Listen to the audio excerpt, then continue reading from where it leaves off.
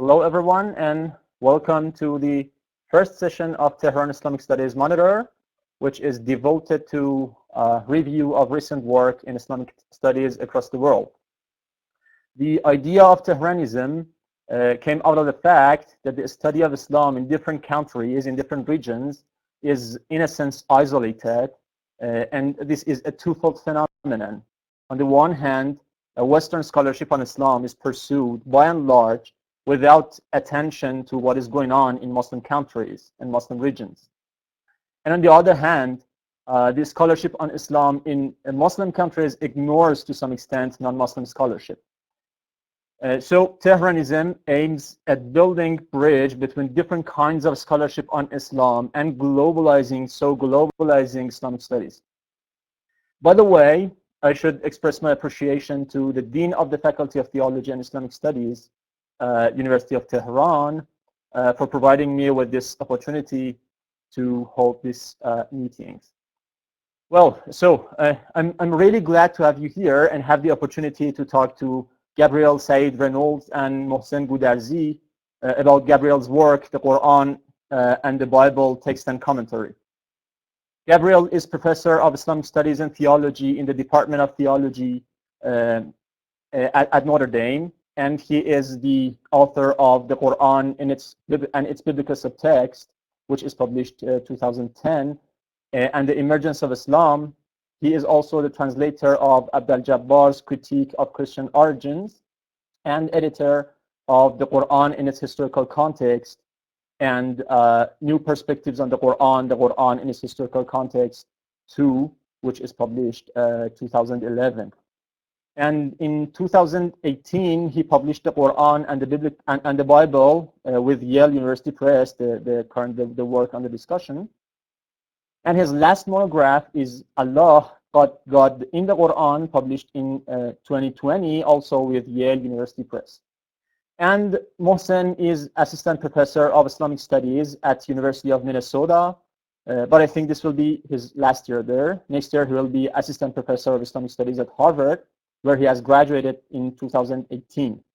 His research focuses on the intellectual and social aspects of Islam's emergence, in particular, the Qur'an's relationship to late antique literature, as well as its textual history.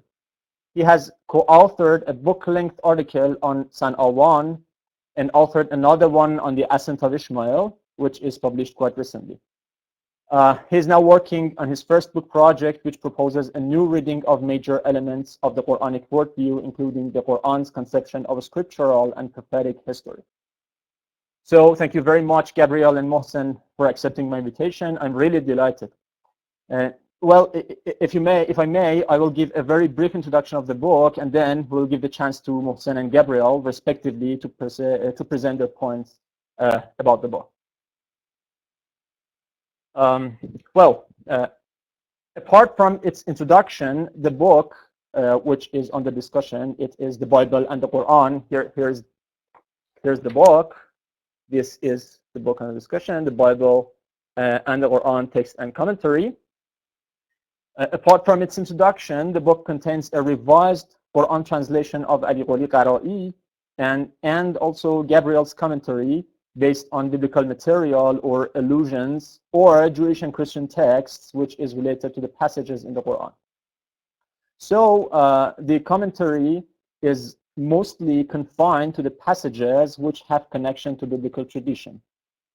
One of the main features of the book is that it is based on the order of Mushaf and not the biblical order, even nor the chronological order.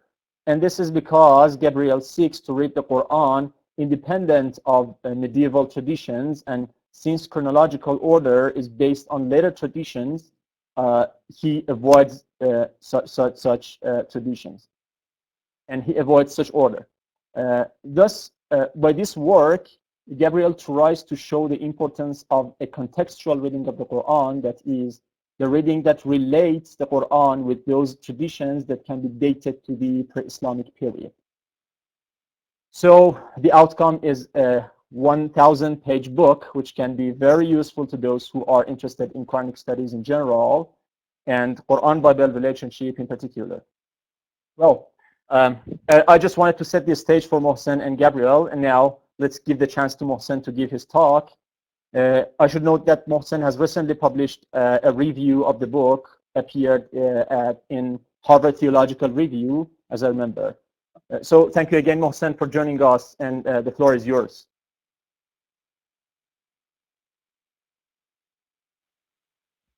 Thank you so much, Mohsen. I don't know if you can hear my voice. Yeah, it's good.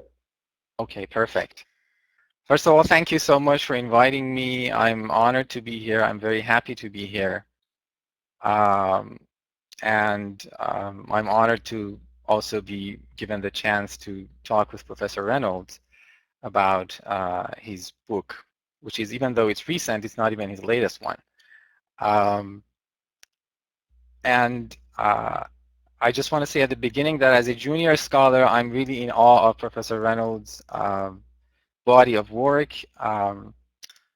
You mentioned the Quran and its biblical subtext. And of course, there's a host of articles that Professor Reynolds has published, but also he edited two really important volumes, the Quran in its historical context, and then a second effort in Perspectives on the Quran, if I remember correctly. And then, of course, the Quran and the Bible is the book under discussion here, and you mentioned Allah in the Quran. So it's really a humbling for me to think about the multiple works that Professor Reynolds has published. And I'm aware of the kind of expanse of that work, really. If I may just say a few things about the Quran and the Bible, is that descriptively, it's important because it brings together 2 centuries of scholarship on the Quran, and it makes it available for a really wide audience because it's in very clear prose, and also it quotes a lot of relevant primary texts and makes some of the results of secondary scholarship available in a very ready and easy to use format. I've used it in my own Quran course, so it's helpful not only for the general public, but also for scholars and for students of the Quran. I mentioned that the book canvasses 2 centuries of research. It's important to note that even though we oftentimes situate the beginning of the kind of intertextual research that the book is focused on, we situate its beginning with Abraham Geiger, but it has an even longer history. A lot of it is in scholarship that was written in Latin, so it's no longer really available to most scholars, or at least to many scholars, but it has a really long pedigree. When I was writing my dissertation, I often use with George Sale's translation of the Quran, which is in the 18th century, and there you find a really rich body of writings already on intertextual research on the Quran. So this has a really long history, but when we're talking about European languages, German, French, and English, then it's 2 centuries of scholarship. I have a few points, and my points are not about kind of specific connections that the Quran and the Bible points to or suggests between the Quran on the one hand and biblical literature on the other. My points are rather methodological, about the methodology of intertextual research on the Quran. And obviously there are some evident parallels between the Quran and some pre-Islamic writings, and they've been noted for a long time, and that's just something that in and of itself is worth knowing about. Let's say the Quran's references to the miracles that Jesus performed as a child. We do know that there are some texts that mention those miracles. So there are some kind of obvious parallels when we're talking about intertextuality. But the gray areas are large. There are a lot of gray areas where we see something in the Quran and it could be connected to something in the biblical tradition, or it could not be. It's not like that evident. There's no smoking gun per se. And so it's really there that the methodological questions come into play, and how exactly do we go about searching for those parallels in the Quran. And oftentimes the way in which we do that and how deeply we search for those parallels depends on some prior assumptions that we have about the character of the Quranic context. The society in which the Quran emerged and the society that the Quran addressed. So our assumptions or our perceptions of that society are really important and are informing the way in which we go about finding intertextual parallels in the Quran. And in particular, I want to highlight a recent trend, but also maybe a question that has existed more than 4 decades even, but in the past 4 decades been really important, is the extent to which is the character of the Quranic mushrikun. The Quran obviously is in conversation with some people whom it dubs mushrikun. They associate some deities with God. They seem to worship angels as daughters of God. And yet the question arose with John Waynesboro in particular as to whether they are really die-hard polytheists or whether they're kind of crypto-Jews and Christians or proto-Jews and Christians, or somehow associated more closely with Jews and Christians. And a question that's related to this first question, meaning, who are the mushrikun exactly, what were their religious beliefs and practices? A related question is, to what extent the Quran is participating very consciously in an established literary tradition, and therefore perhaps sometimes recapitulating aspects of that discourse without us necessarily saying that there's a reality out there that we have to posit for aspects of that discourse. And let me just clarify that with some examples. If you're into Persian poetry, there's a lot of mention of the beloved in Persian poetry. Hafez, Rumi, everyone, Sa'di. And if you dabble in Persian poetry, if you write Persian poetry, as many Iranians did, as I did as a teenager, for example, you try to compose some lines of poetry, you may also use, let's say you may complain about, the Deldar or kind of the beloved in some way, without there really being a beloved out there in the real world. And, maybe you're using that in a metaphorical sense. But the reason you're using that is that you are participating in that longer tradition. So if you find reference to beloved in the poetry of someone, it doesn't necessarily mean that there's really a person out there that they're addressing that to. Now, when it comes to the Quran, for example, I want to give some examples of that. When the Quran criticizes people who kill their children, it says that when they are given the news that they'll have a female child in particular, then they think about, what do I do? I'm ashamed of that. Maybe I'll bury her in the ground, and so on and so forth. Is it really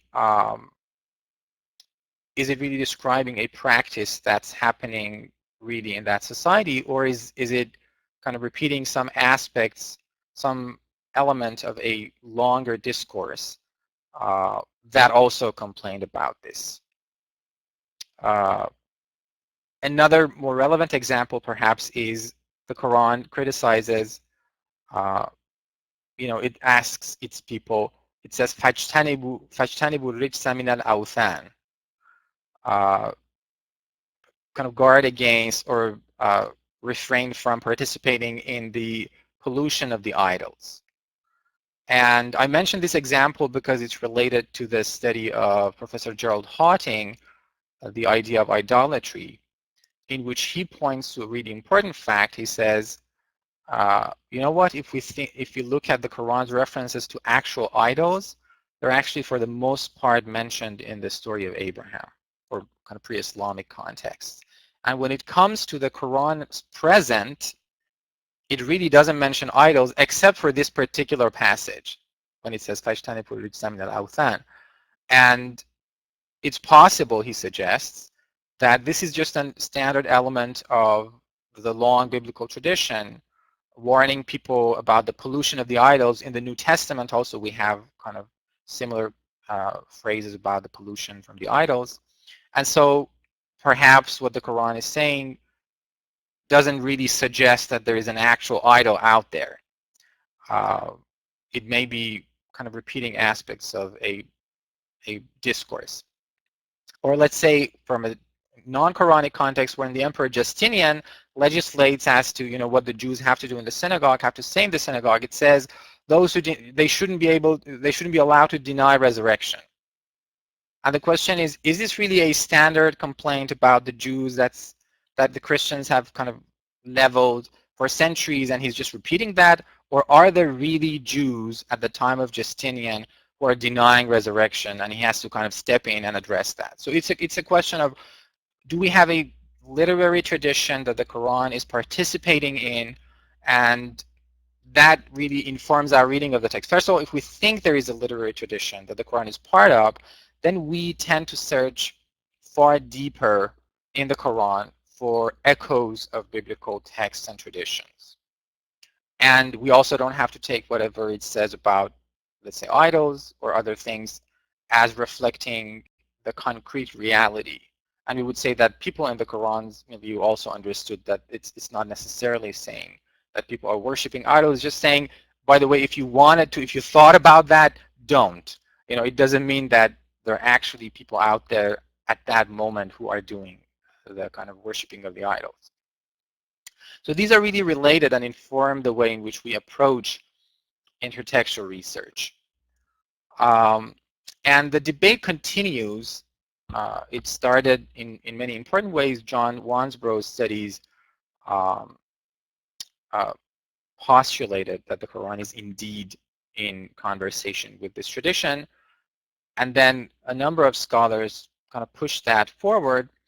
And the recent trend kind of has gone so far as to suggest that, for example, the Mushrikun believed in resurrection, as the late Patricia Crone argued in two articles, the Quranic Mushrikun and the resurrection, that we think that they rejected resurrection, but actually maybe the majority didn't, or maybe at least it was a recent trend not to believe in resurrection, but they had believed in resurrection before. Or, they accepted the Suhuf. When the Quran makes reference to the Suhuf of Abraham and Moses, and it says, well, have you not heard? Have you not read, what's in the Suhuf of Abraham and Moses? Does that mean that the Mushrikun were connoisseurs of biblical writings or not? Or when the Quran says in Surah Al-An'am, and it's a verse that I've been kind of working on recently, when it says, they did not regard God with the regard that's due to him properly. When they said God has sent down nothing to a human being, ask them who sent down the book of Moses as light and guidance, and which you put on maybe parchments, maybe papyri, which you put on parchments, concealing, revealing some of it, but also concealing some. And then Professor Crone suggests that this verse shows that the Mushrikun were actually writing down works attributed to Moses, for example. So this is a trend that has existed. I personally think that the trend has kind of gone too far. I don't think that the Mushrikun believed in resurrection or that they wrote down Mosaic apocalypses. But I raise that because it really influences the way in which we go about doing this kind of intertextual analysis on the Quran. So that's most of what I wanted to say, and it's not about, again, as I mentioned, specific points about Professor Reynolds' book, because the Quran and the Bible is drawing on an already established body of scholarship. It's not doing kind of that scholarship it's summarizing the results and fruits of that.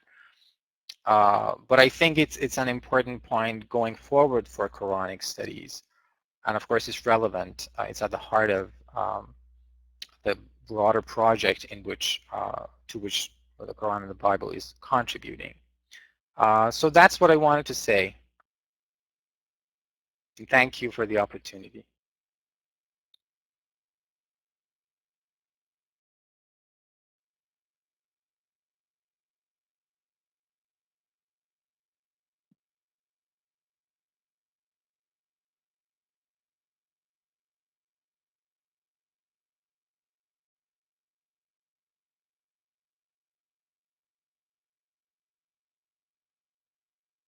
Mohsen, I wonder if you're still muted, Mohsen Feyzbakhsh.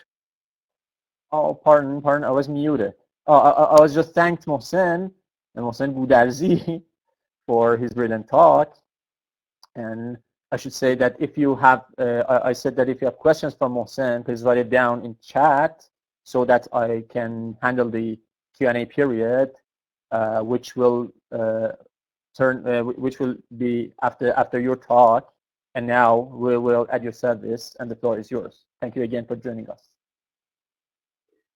Thank you so much, Mohsen Feyzbakhsh. First of all, for the opportunity to be here.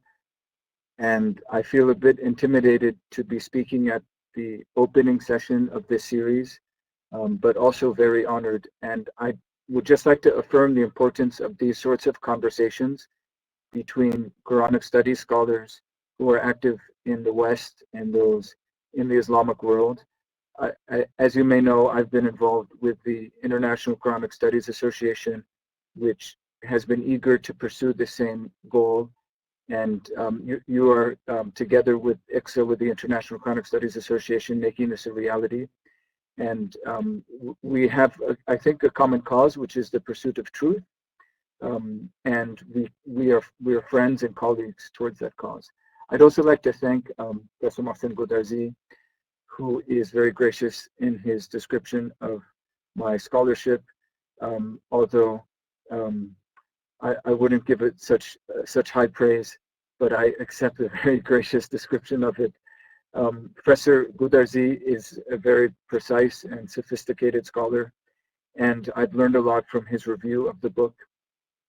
I'm very glad that this is a discussion and not a debate, because I'm sure I would lose the debate. Also, finally, thank you to the audience, to everyone who's here. Apologies. I mean, I think it's useful that we're speaking in English because it will help reach an international audience. But apologies that I'm not able to do this in Persian. I am very grateful to be among you. Qurban Shoma, there's something, and Khali Memnoon. I'll speak maybe just for 10, 15 minutes. Is that okay, Mohsen Feyzbakhsh?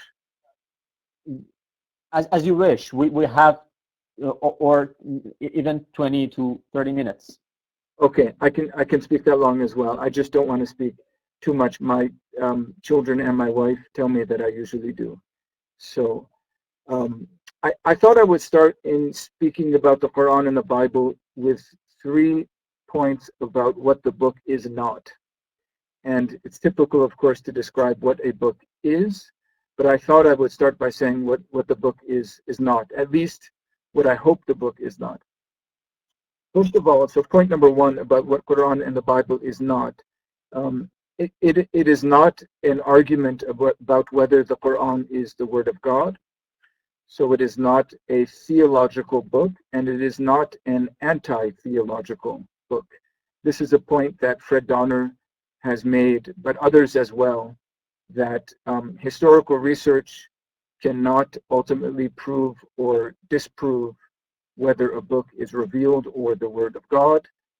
God can reveal and inspire people and communicate through divine revelation in different ways. And so that's not what's at stake in this book. The book is instead part of a larger, as Mohsen Goudarzi said, part of a larger conversation about the Quran as literature, the Quran as a book, and not the question of Quran as divine revelation. So that's important, and I think it's important generally, sort of methodologically, that we take each other at everyone's word for these sorts of things. And unfortunately, in Quranic studies scholarship, I think there are accusations which are built by reading between the lines and not reading the lines. So sometimes non-Muslim scholars imagine that Muslims only do apologetical work, and sometimes Muslim scholars imagine that non-Muslim scholars only do polemical work, when in fact we're all on the same team in a common scholarly enterprise. The second point about what the book is not is the Quran and the Bible is not about the sources of the Quran. I think that's really important. I say this in the introduction, but I'd like to reaffirm this. That was the language used by earlier generations of Western scholars. The book alluded to by Professor Goudarzi of Abraham Geiger was known as What Has Muhammad Taken from Judaism? That's my rough English translation of his German title. And earlier scholarship by people like Horowitz and Sidersky and many, many other scholars, even Karl Heinrich Becker, was basically interested in what were Muhammad's sources. That takes for granted that Muhammad is the author of the Quran, which is not the model that I work in. As you'll see, hopefully, as my thoughts unfold, I think it is imprecise to imagine that you could see right through the Quran as though it were the lens of a camera and understand what the sources are on the other side of the lens. Instead, the Quran is an active and creative voice which articulates everything in its own way and for its own purposes. So our conversation partner is the Quran itself in the way that the Quran is engaging with sources. That's why I use the phrase or the term conversation, the Quran's conversation with biblical literature. And then the third point, but already Mohsen Feyzbakhsh made this very clear, is the Quran and the Bible is not about understanding the asbab an-nuzul, or occasions of revelation, or how we could imagine that information about the Bible arrived to the Prophet. So I don't ask, as some scholars do, could, for example, Waraqa ibn Nawfal, who is said to have been translating the Injil in the days of the Prophet, have informed Muhammad? I don't look behind Surah An-Nahl, verse 103, which speaks of, it says, we know what they say, that only a human is informing him. Lisan alladhi yuhiduna ilayhi ajamiyun, the tongue of the one to whom they allude is ajami, but this is in Arabic Quran.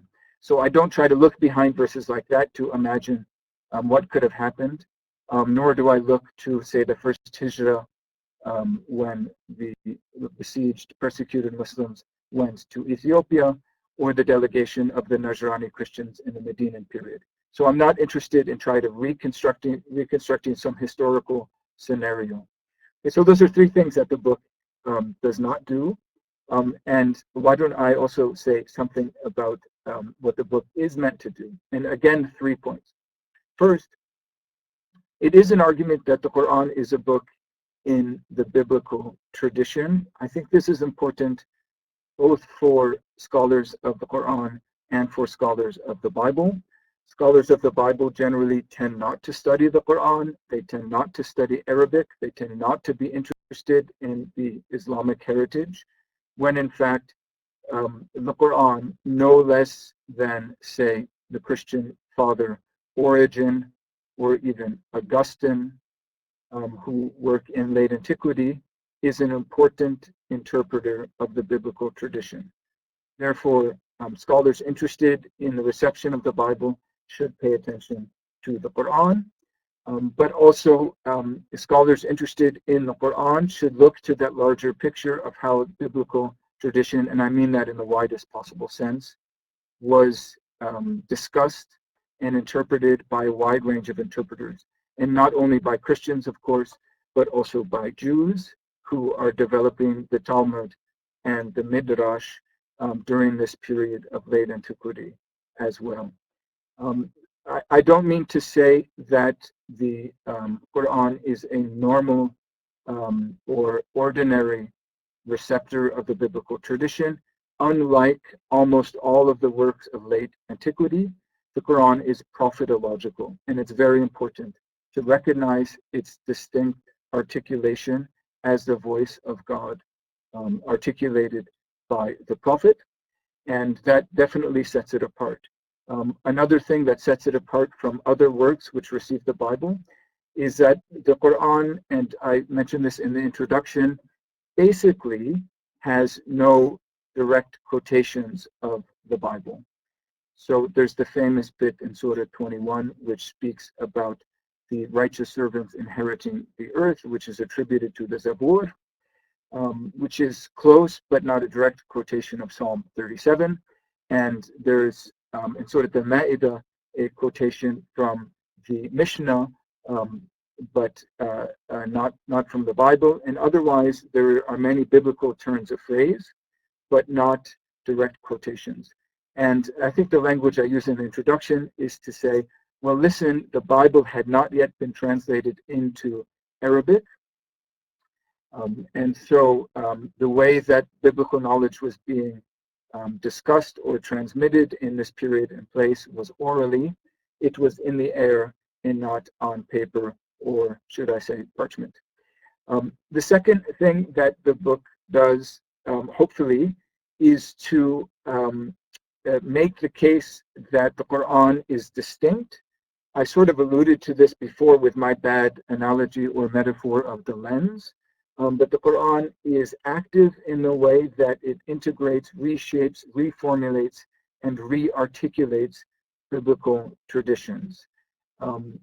Maybe an example I can use about this, which I think actually lines up closely with what Professor Goudarzi said, is that earlier Western scholars often imagined that you could find some unusual Christian heresy behind certain Quranic formulations. For example, in Surah Al-Ma'idah, verse 73, where some group is said to call God Thalitha Thalatha, or the way in which Surah Al-Ma'idah, verse 116, has God ask Jesus whether he said, "Take me and my mother as two gods apart from God," or even the crucifixion anecdote of Surah An-Nisa. And scholars have said, well, these are remnants or artifacts of Christian heresies. And it seems to me that that underestimates the Quran's ability to use creative language, to be sophisticated in its rhetoric. Again, this is a point that lines up closely to what Professor Goudarzi says. Maybe not to stretch this out too far, but I would just add that there are maybe two examples which show the distinctness of the Qur'an's reformulation of biblical traditions. One is the account of Sujud al-Malaika, the prostration of the angels before Adam, which we find in 7 different Quranic surahs, beginning with Surah Al-Baqarah, at least beginning not chronologically, but in Mus'haf order. And we know that this is a widespread tradition among Christian texts of late antiquity, not among Jewish texts. In fact, the standard Jewish interpretation of this tradition is that as soon as the angels were tempted to bow down before Adam, God made Adam fall asleep to prevent them from that act. Christians, however, like this story because they see Adam as a prototype of Christ, at least before Adam's sin. And so this angelic worship or prostration before Adam anticipates that of the worship of Christ. The Quran obviously does not mean to make that point, and so it uses the anecdote in a new way to make 2 points as I see it. First, it is an etiology, to use the fancy word, a story which gives the origin for the opposition or antagonism of the devil to humanity, because it's a human which caused his fall. And then second, of course, it's a lesson about obedience to God, and the problem of istikbar generally, that prevents you from being obedient to God. Another nice example, I think, of the Quran's unique reformulation of things is the phrase, "Qulubana ghuluf," our hearts are ghuluf, which is developing a biblical motif or turn of phrase where those who obey the law outwardly but not inwardly are said to have uncircumcised hearts. So in the flesh they're circumcised outwardly, but interiorly where the heart is, they are not circumcised. The Quran uses this in Surah Al-Baqarah and then again in Surah An-Nisa as in a very different way. It has the Jews or the Israelites say this as a way, instead of saying that we will not listen to you, that our hearts are covered. That's the traditional interpretation also of the Mufassirun. My point is only that it shows that the Quran takes a biblical phrase and reappropriates it or rearticulates it for its own purpose. Okay, I'm almost done. I'll be like 3 more minutes and then we can have a discussion.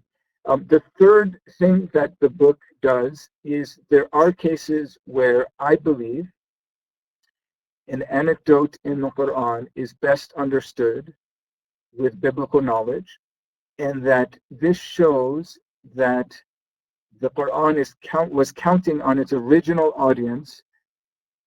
I see my face is dark. Let me see if this helps. On its original audience's biblical knowledge. I don't think I said that very clearly. But there are times where the Bible is the key to understanding the Quran, and which itself shows that the Quran, at its original proclamation, was depending or assuming biblical awareness. This has something to do with Professor Goudarzi's argument about the original context, and we may have a little more of a disagreement on this one, or maybe not. I don't want to overstate that. But just to give an example, when Sarah, that is the wife of Abraham, of course she's not named in the Quran, in Surah Yunus, when she laughs, so dahikat in Surah Yunus, the Quran first goes on to say that she received the announcement of a boy, but actually before that, it reports her laughter. So it's فَبَشَرْنَاهَا. So then, apparently, we prophesied or rather, we gave the good news of a boy. I think that if we know the biblical story of Genesis 18, where the laughter is a result of the Annunciation, and in fact, we learn that it's a play on words in Hebrew, because the Hebrew word titzchak, she laughed, is related to the Hebrew word for Isaac, which is Yitzchak. We recognize that what's going on in Quran 11 is something that the grammarians call taqdeem, where the order of the syntax does not reflect the order of the thoughts. That probably wasn't very clear, but I'll probably make it less clear if I keep speaking. So let me carry on here and just make a final point. I really encourage, if you're interested, everyone to read Mohsen Goudarzi's excellent review of the book, and he makes some really important points. One, a fully convincing point, which I submit is wrong in the book, is the speculation about the people of Ad, and so that's a really important point. He shows by the relationship of Ad and Hud and Noah in the Quran that they're not antediluvian, not before the flood, so not connected to the notion of giants who existed before the flood, which was something I put in there and I shouldn't have. So that's really important correction. He also uses the language of the reading that I advance as being acontextual or macro contextual. I think that's another important point, because I do, by not focusing on Asbab and Nuzul, move away from what he calls the micro-contextual reading of the Meccan and Medinan context. I would prefer that the macro-contextual language, because I am interested in the larger religious context of the late antique Near East. But I agree that something can be lost there, and that there can be license sometimes for too much speculation, because if you have such a broad field of sources, then how are we to know, in fact, that there's a direct connection? And I would just conclude with this thought that in most cases, the point of the book is not that there's a close connection that I've discovered, but rather that the Qur'an itself is pointing us to biblical heritage. And maybe as a final example, I would give the example of Ashab al-Kahf, where the Qur'an itself is asking us, don't you know the story of Ashab al-Kahf, which was a widespread story in late antiquity, transmitted in Syriac, and that's another question about Syriac and Aramaic. And so the Qur'an itself is asking us to be interested in the biblical tradition, and the book was a modest effort in trying to listen to that call. And I'll stop there. Thank you. Brilliant. And Mohsen, if you have any further points? No, thank you so much for these remarks and for your very kind words. No, I largely agree, and I mean, if there are specific points that we can kind of talk about, but I don't have any specific things to say. Well, thank you. There are a few questions. I think if there's any questions, we can now discuss them. Saeed Adalat-Nejad, Professor Saeed Adalat-Nejad has written. There was something from Sajjad which we'll return. It was a digression, but maybe Saeed, if you want to have voice. The question is, what do you think about Griffith's scholarship concerning the existence of Arabic version of the Bible in the period of Prophet Muhammad, but not in written form and perhaps in oral one? Either Mohsen or Gabriel, if you want to make some comment.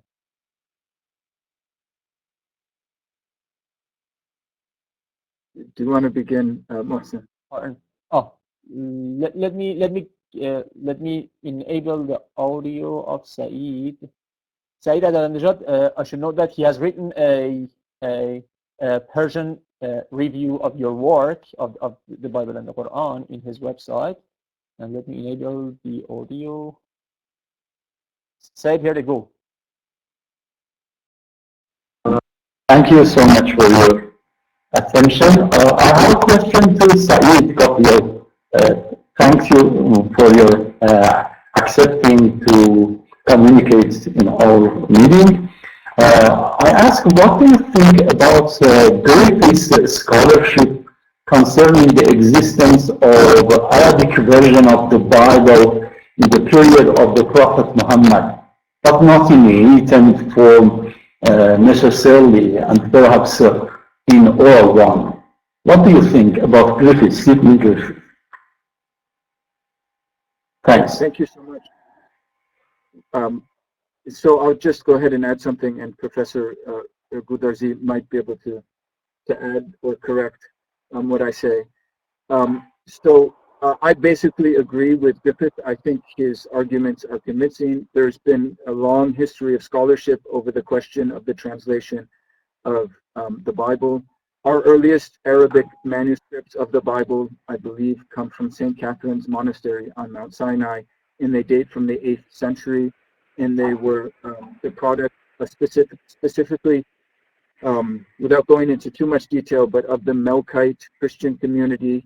As you know, at the time, there are 3 main Christian communities, and the Melkites, or the Chalcedonians, are the first to start articulating Christian theology in Arabic. What we know is that from an early period, there was bilingualism in Christian worship. We know that in Palestine, Greek and Aramaic, sorry for the mistake. Greek and Aramaic were both used in the liturgies. We know that there were spontaneously oral translations of the scripture, the Bible, and the homily or the khutbah that were done, if it was in Greek, spontaneous translations into Aramaic. And it seems most likely that this was the case for Aramaic or Greek into Arabic as well. As you know, and I think Professor Goudarzi points this out in his review, some of the earliest Arabic inscriptions from the pre-Islamic period, like the Zebed inscription, which I think is 6th century, but I may be getting that wrong, includes Arabic and Syriac and Greek, is in 3 languages. So clearly there was mission work, and there were Arabs who had become Christians, but there is no manuscript evidence for any biblical translation yet into Arabic, and so I would basically side with Griffith. And Mohsen, any further point?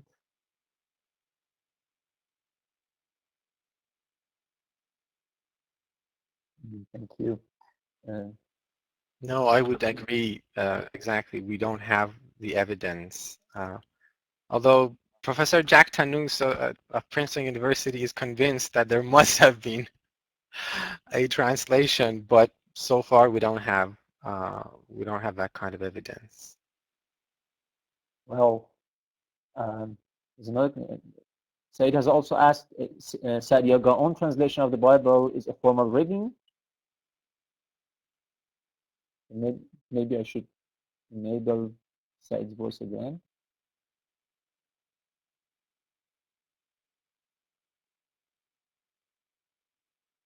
Okay. You can speak now further. Say. So I can say something unless Mr. Adalet Najat has a thought. I think Ms. Say. We don't have the Okay, voice. so yeah, it's certainly not my expertise. Sadiq Gaon, I believe, is a 10th century Jewish thinker who translates the Hebrew Bible into Arabic, but Professor Goudarzi may know better. This is a different translation project from the Melkite Christian translations, which translate both the Old Testament and the New Testament, and it's from a later period. So, well, another question from Amir Gamini, who is Professor Gamini, who is discussing next week, by the way. Theologians make many historical claims to prove theological teachings. Does historical approach help to examine theology through this way? What do you think? It's a general and as well a controversial question.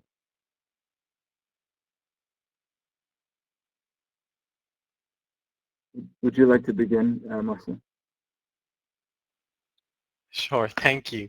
Yes, it's a very general question. I would say that, of course, historical research can inform theology and can kind of shape theology. We see that in the study of the Bible with the rise of critical biblical scholarship in the 18th century and the 19th century. Clearly, you can see the reflection of that in biblical theology. And there's, of course, a lot of debate when things are happening in biblical scholarship, when, for example, the tablets of the Gilgamesh story are discovered, and it kind of creates a stir in the field.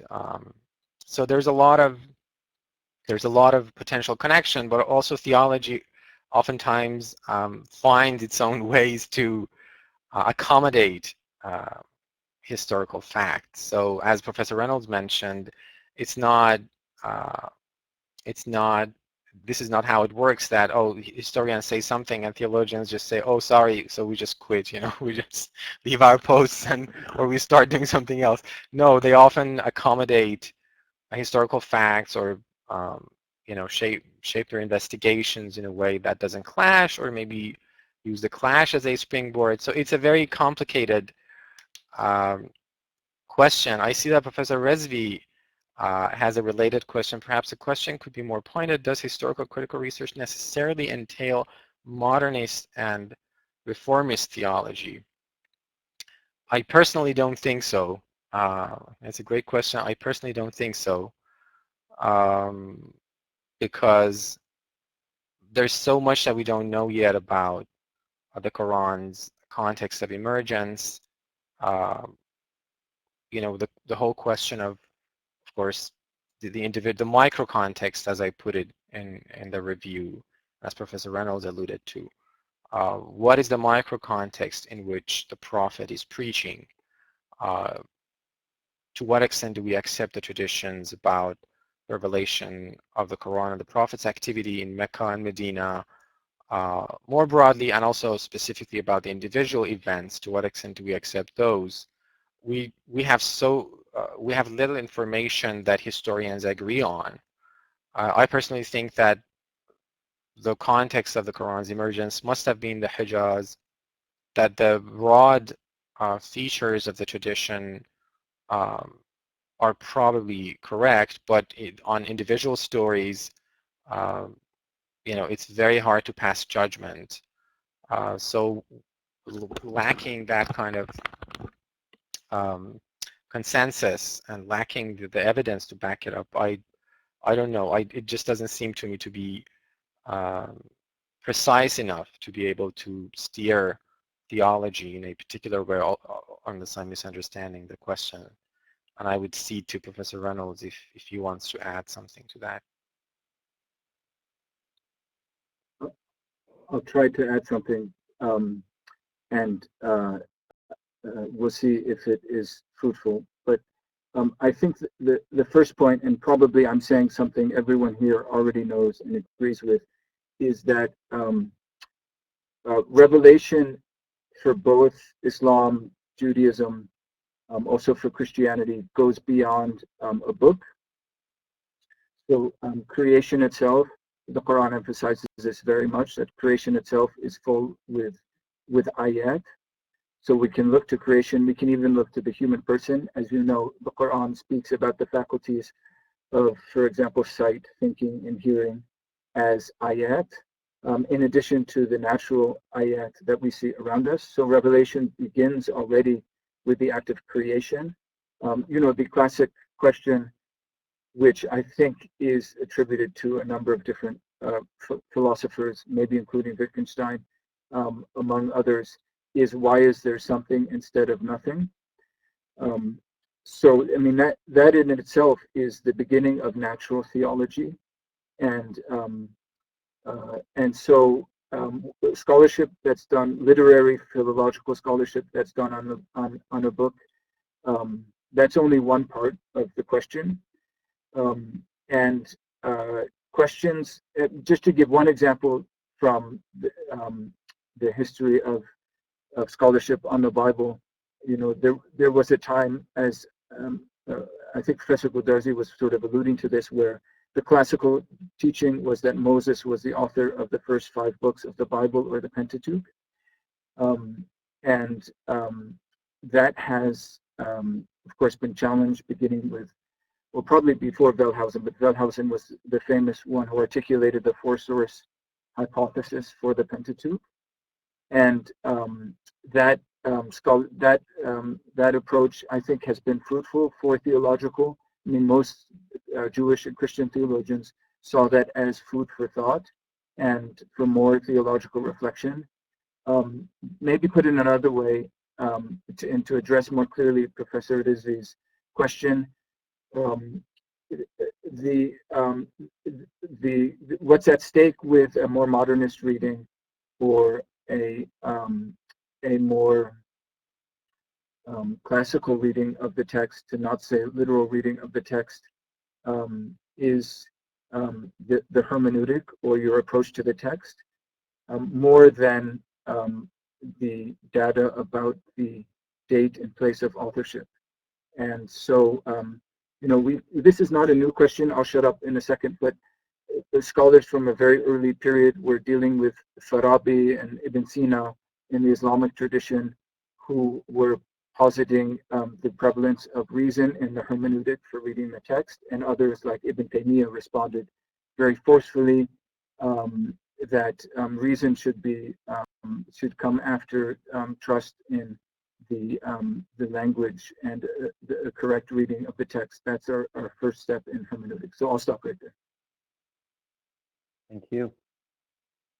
I think Professor Sinai, Nikolai Sinai, has written something on the assumptions of historical critical research on the Quran in the Handbook of Abrahamic Religions, Oxford Handbook of Abrahamic Religions. This may help in pursuing the debate. Well, and I think Professor Puyazadeh, Azam Puyazadeh, wanted to say something. If you want, maybe enable. I should enable your microphone.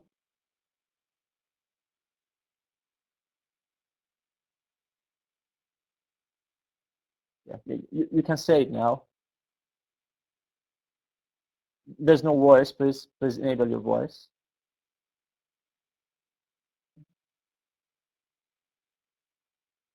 No voice. Sorry. You can type it. Maybe you can type it in chat. Well. And now? Yeah. I have just a comment on a part of your book, Mr. Reynolds. You have a commentary on Surah Ikhlas on page 937 of your book. You said Islamic tradition puts the proclamation of the surah in pagan Mecca, but the Quran insisted that God neither begets nor is begotten, leads some scholars to see it as a response to Christian doctrine, and perhaps in particular to the Nims Creed. Yes, this is what Angelica Neuwirth has also said, but I think this is right to some extent, because there have been different ideas among Muslim exegetes on the occasion of revelation of this surah. For example, Furat Kufi, an early exegete in 10th century, quotes a hadith as one of the occasion of revelation of the surah on the authority of Ibn Abbas, a very young companion of the Prophet Muhammad, as you know, which reports that Christians asked the Prophet to describe his God, whether he's made from gold or silver or ruby, and then the surah came down. We can see something like this hadith in early exegesis. I mean, there have been the seeds of Western scholars' idea in early exegesis, but they haven't been taken serious by later exegetes. Thank you.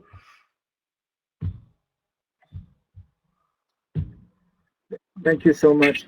It's a very, very important insight, and thank you for sharing the tradition on the authority of Ibn Abbas and Furat Kufi. So my language there in the commentary on Surah 112 is a bit putative, which is to say uncertain. I wanted to share some thoughts about how some people connect this to the biblical tradition with the Nicene Creed, as Neuwirth does, or with the Shema prayer from Deuteronomy 6:5, as some scholars do from the Jewish tradition. But you know, it's a very short surah, of course, and the language of wilada, of walad and wilada, is of course found in many passages in the Quran, including some Medinan passages. These shorter surahs raise the question of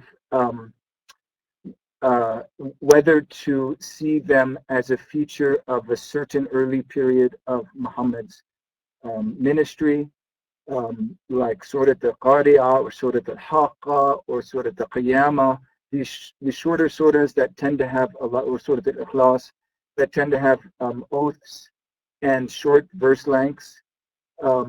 This is usually seen as a sign that the Prophet was using a certain style connected with the Kuhan or the Kahans in the early Meccan period.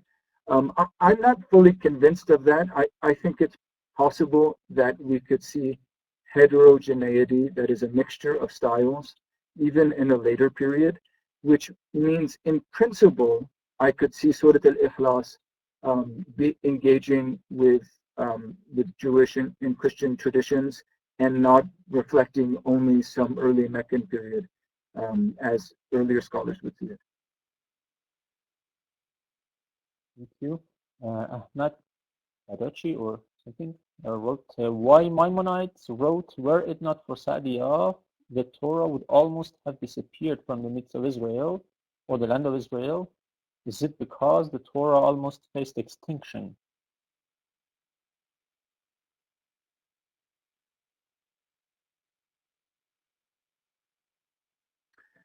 I can only guess. It's out of my authority. Mohsen, you may know better than I about Maimonides and Sa'diyah. No, I also don't know much, but I would just say that these kinds of statements are not necessarily literal.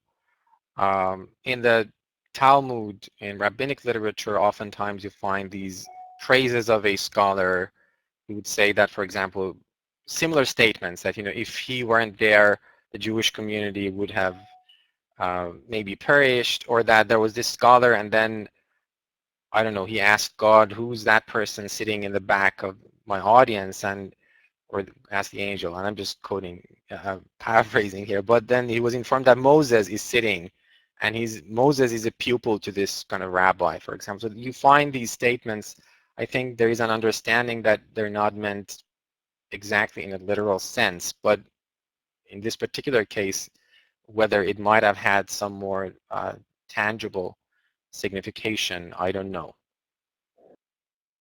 Well, great. This is like when Professor Goudarzi says nice things at the beginning of this session. They're very beautiful, but no, not at all. Oh yeah, Sajjad had a question. I don't know if Mohsen Feyzbakhsh should mention that. It's a question about the recent work of Amir Mu'azzi and Daye. He wanted to know your opinion about the work. Maybe I should enable your voice, Sajjad.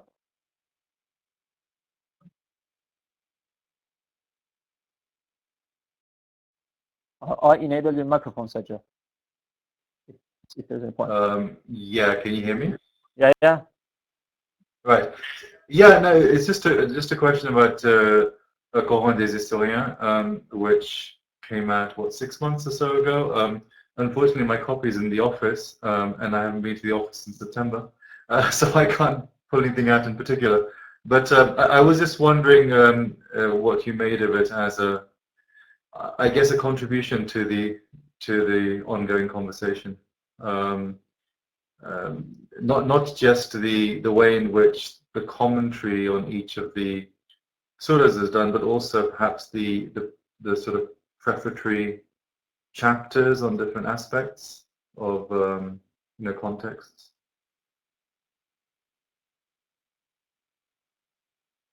So thank you so much, Sajjad. It's nice to hear your voice, and thank you for taking the time to join. I have a copy of it. It's missing one volume there, but this proves that you can write longer books than the Quran and the Bible, and that's disappointing because I was thinking people would use the Quran and the Bible as a way of like stopping a door from closing because it's heavy, but this is even more useful for that because it's more like 3,000 pages. Anyway, in seriousness, it's difficult to assess the work from my perspective. I did write commentaries on surahs 4 to 6 in that work, you know, really the mark of the work is placed mostly by Guillaume D, who's a French scholar at the university, the Free University of Brussels. But also the other editor is Muhammad Ali Amir Muazzi, who is at the École Pratique des Hautes Études in Paris. And he includes a very interesting introduction on early Shiite tafsir and engagement traditions about the Quran. What's welcome, I think, about the volume is that it is not only concerned with a so-called hunt for sources, as earlier Orientalist scholarship did, but is interested in tracing some formal characteristics, things like doublets, engaging with the possibility of interpolations. So there are formal considerations which make it useful, and I think it's a good companion to the study Quran, which is, you know, a compilation of tafsir. Some of the introductory chapters are a little too revisionist for my blood, and I wouldn't agree with all of the speculation. I like Guillaume's work. I think he's very careful, but some of the other introductions, others are very careful, like Eleanor Sayard does a very good introduction to certain questions of paleography and codicology, but others are a little bit too revisionist and speculative, and it's possible that scholarship, as we understand the context more and more, will make some of it obsolete. Well, and Mohsen, could you tell something about? I don't have anything to add. No, that's very helpful to know. I also have those in my office, and I've not been to my office in many months. And I've sometimes used the commentaries. For example, Professor Reynolds has written himself commentaries on some of the chapters, but I've not really used the first volume, which has those studies. So I don't know much about that. Well, thank you. Another question from Professor Adalat Najad. Saeed, do you distinguish between the Quran and the book Al-Kitab in real Mus'haf? This may be a question for Mohsen.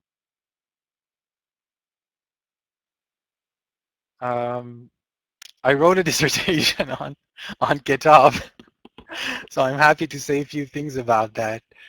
I mean, of course, there's this question of the Quran as a canonical text with a certain beginning, you know, certain structure, organization. What's between the two covers, so to speak, بين الدفتين, as it's said in the tradition. So that is one conception that we have, and we're in a very literate and literary culture, and we're used to having this book around in our hands. But of course, the question of what the Quran means when it's referring to Al-Quran or Al-Kitab, it's a different, or Al-Dhikr, you know, different terms that are used in the Quran. That's a different question to some extent, and it's a prophetic reality that we're dealing with for the most part. But before the canonization of the Quran and collecting everything in one volume, the conception of Al-Quran or Al-Kitab that we have in the Quran may have been different. Oftentimes in the tradition and in secondary scholarship, the term Al-Kitab is seen to denote the kind of transcendental reality of the Quran in the, let's say, the heavenly book, or Al-Lawh al-Mahfuz, the so-called preserved tablet, or the al-Kitab. So the Quran is already there somehow, even though it's not complete, even though it's not given to the Prophet in one sitting. The Quran is already speaking of itself as a complete text. And And so there is that sense in which it has a heavenly reality. It's already there. بأيدي سفرة كرام بررة, you know, it's treated in heaven with the angels, by the angels, even though it's not given entirely to the prophet yet. And that may have been also in response to those who ask the prophet, you know, why do you not have one book if you're claiming to be a prophet like others, like Moses? Well, Moses brought the Torah down, you know, but you don't have your book here. And the Quran tries to respond to that in different ways, but still it speaks of itself as a finished product, as a kitab, as a text, which is basically fixed for all intents and purposes. It seems to be because of the heavenly dimension. But here I would just plug in something that I've argued for, and I know it's a controversial opinion, but I've argued that kitab, when the Quran uses the term kitab in relation to scriptures, actually it uses it only in relation to the Torah and itself, meaning the Quran. So it doesn't use it in relation to the Zabur or Al-Injil. And it has, so I've talked about the two kitab hypothesis, the idea that the Quran believes in the existence of only two kitabs. And the reason for that, I think, is that when the Quran speaks about kitab, it views kitab not only as any kind of text, but as the foundational scripture for a religious system, if you will. And that text is comprehensive. It's tafsilan li kulli shay, or tibyanan li kulli shay. So it has specific functions, and it's comprehensive. And my argument has been that the Quran suggests that Moses was the first person to receive the kitab from God, and then the Prophet Muhammad is the second person to bring the kitab, this comprehensive revelation that is foundational, that is paradigmatic, that tells you about laws and history. And so that's something that I thought maybe is worth mentioning in the context of this question. Thank you. I think we have just 5 minutes because Professor Reynolds should leave. And we have a long question from Mohammed Gandari, my dear friend. Let me enable your microphone. The question is, what's the opinion of the professors about the biblical subtexts of Quran's 61:14, the last verse of As-Saf? O you who have faith, be Allah's helpers, just as Jesus, son of Mary, said to his disciples, who will be my helpers for Allah's sake?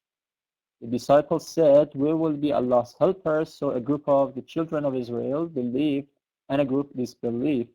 Then we strengthened the faithful against their enemies, and they came to prevail over them, and etc. Muhammad, maybe you want to say something about it.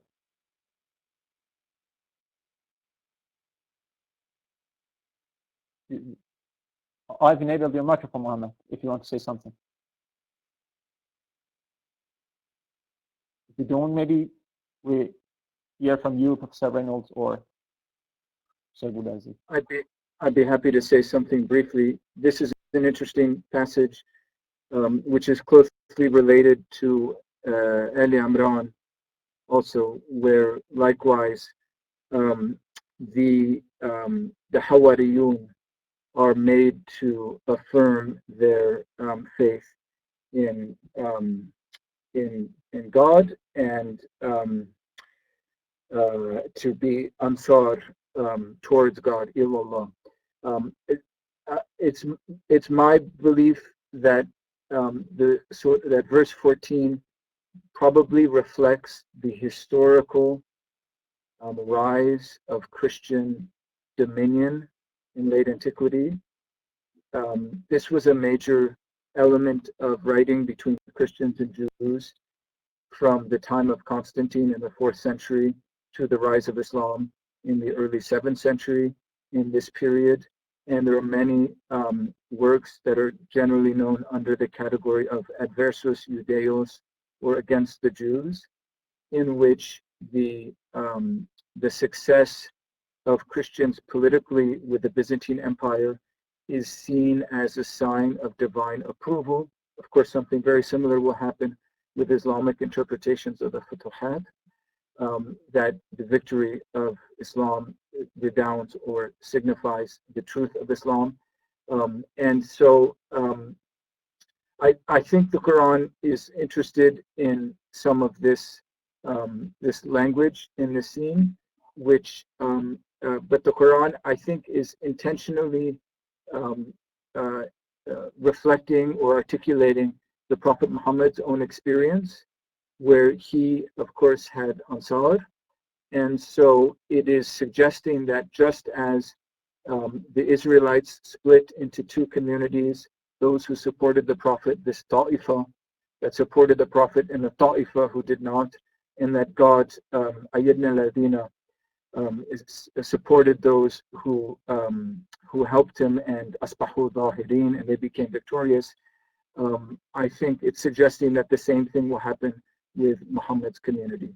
So it's a reflection of this late antique situation, but also very Muhammadan in a way. Well, thank you. I think you should leave within a couple of minutes, so that let's put an end to the official conversation. Thank you, everyone. We may follow the conversation with Professor Goudarzi, maybe in Persian within a few minutes, but maybe let me end the official conversation. Thank you, everyone, for joining. Thank you, Professor Reynolds. Thank you, Professor Goudarzi. And it was very brilliant for me as well, and for me at least. Next week, we are looking forward to Sonia Brentius and Amir Gamini to discuss Sonia's recent book, Teaching and Learning the Sciences in Islamic Societies. I hope to see you then, and have a good day, evening, night, whatever time it is where you are, and stay healthy. Thank you very much, Professor Reynolds, for joining us. Thank you. It's been an honor and a pleasure to be with an old friend and a new friend, and I hope we continue the conversation. Hope so. Thank you. Thank you.